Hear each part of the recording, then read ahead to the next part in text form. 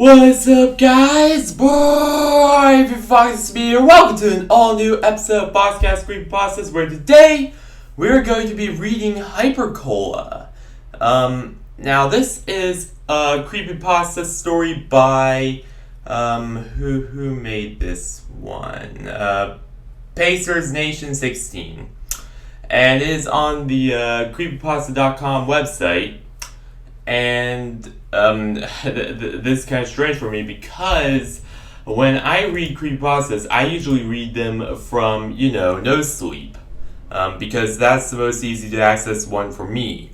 But this time, I'm thinking about reading one that's not from no sleep, and that being, the Creepypasta wiki, the actual creepypasta.com site.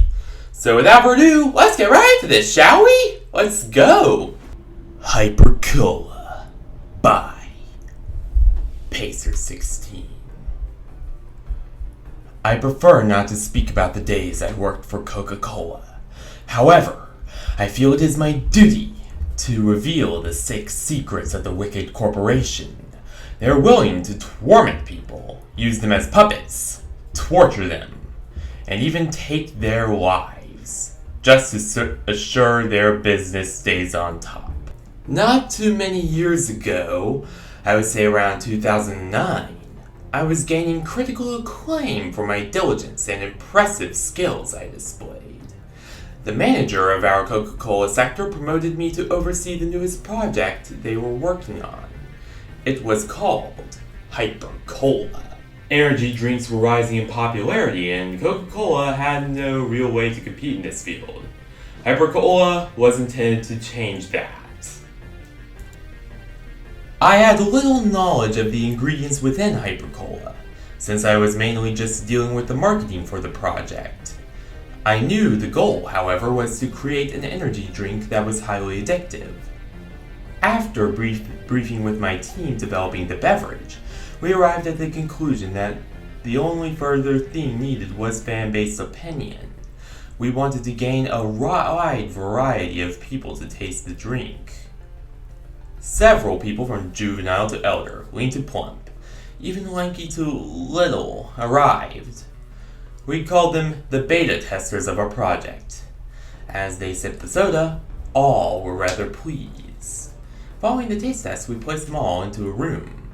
The room was entirely recreational. It possessed 2 basketball hoops, had side streaming and twirling on the walls, even offered frisbees to toss. The area was quite vast and offered plenty of room for exercise. We all peered through the window in interest to see how active Cola caused them to be. We saw the elder people speed walk and stand taller, seeming more active.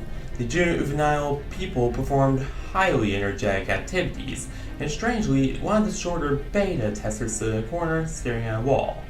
It looked rather peculiar, but it appeared the drink made every other person display much more enthusiasm. There was an older couple jogging, 2 younger brother and sister tossing a frisbee, and even 2 middle-aged friends competing against each other in a game on one-on-one. But there stood 2 people fixated in the corner, backs to us. The second person accompanying the original was much older. They looked to be in their 60s. Both the figures were rather short, and stood looking lifeless and hunched over. We wondered if they had been exhausted by the drink, or if they decided to take a break. We weren't sure, but it gave me an unsettling feeling, and I could tell something was off. We decided to send an employee to check on the 2 that stood in the corner. As he trekked through the open room, the people started getting more and more exhausted. In fact, on his voyage to the 2 standing in the corner, I noticed that at least 3 more joined them. It looked as if the activity was slowly growing into the majority. Our employee reached the beta testers. We all kept our eyes fixated on the area. He slowly shifted his arm to the air and gazed directly back at the juvenile girl. He lightly tapped her shoulder, resting only his index finger on her. He spoke, asking, "Ma'am, are you okay?" The girl turned. Her appearance was revolting. She stood there, staring directly at the employee, gazing her blood-red eyes incontestably at him. She licked her pale white skin with unaltered grin, her lips stretched to either side of her face, her eyelids widened, and her pupils soon encompassed the border of her eyes. Pupils dilated, lips flaking, and skin empty of color, she spoke, "Help!" Her message was delivered with an uneasy tone as she trembled. That's all she could say before collapsing to the floor. The more the people piled in, and quickly. The entire group lay staring at the corner of the room. All of the employees brought the patients to the quarantined rooms. Once in the separated rooms, these patients were only seemed to look nearer and nearer to death. The skin looked lifeless in coloration, and many of them were profusely vomiting the thick, viscous, neon yellow-looking substance. They even began to say insane things and acted with rather unpredictable behavior. One of the patients began to violently scratch the walls and expressed little signs of stopping. He was intent in what he did, and he looked fearful for his life, as if it was begging for every last breath of life to be released. His peeling lips opened wide, revealing his deteriorated teeth as he shrieked, "Help! Help!" He continued digging into the walls to the point where his nails snapped and his flesh began to tear. We had workers come in and strap him up. However, by the time this happened, his fingers already exposed the bone in his skin.